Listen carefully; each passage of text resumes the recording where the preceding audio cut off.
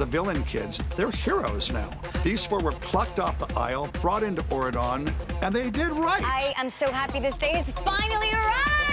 In the first film, they were kind of like bad with the intentions of hurting the good people. In the second film, they think maybe we're only good. And in the third film, it's like, no, you can be everything. We are no longer ashamed of where we come from. We're back in their neighborhood, waking up the aisle and bringing the good news. We're basically telling all the villain kids we all are gonna be able to get our chance now. So that's sort of where we start out. Come on.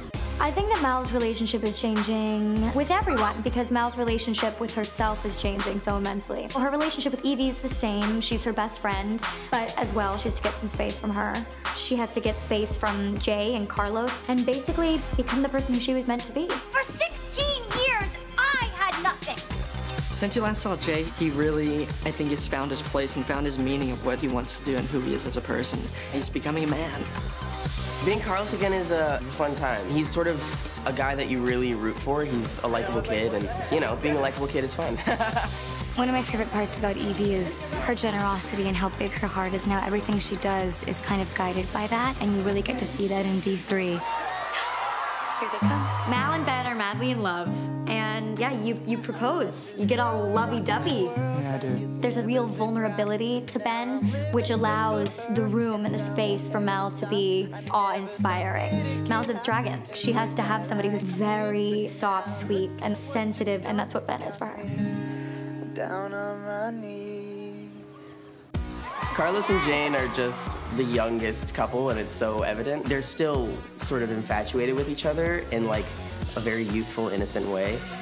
And it's awesome because Mal and Ben have this sort of sophisticated relationship, and Carlos is still like stressing about Jane's birthday, like, oh, I hope I get her something good for her birthday. So it's a fun relationship, and you definitely root for them. It's fine. You know what? I can remake it. It's cool. It's fine. So as we know, Evie and Doug have been very close since the first movie, but, you know, they're in that moment in a relationship where you don't know if the other person loves you. Like, does he love me? Does he love me not? You really see her become the teenager that she is and have the breakdown that we all have when we were in love for the first time.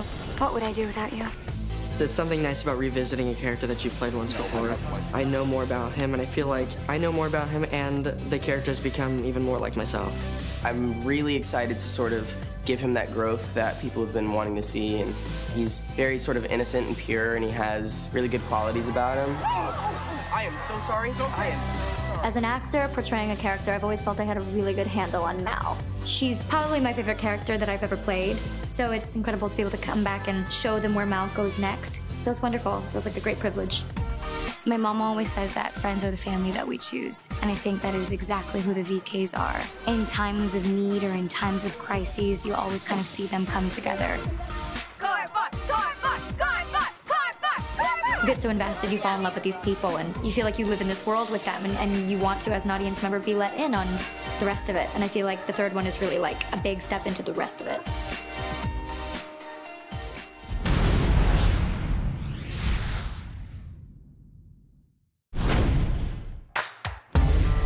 Přihlaste se k odběru a nalaďte si Disney Channel.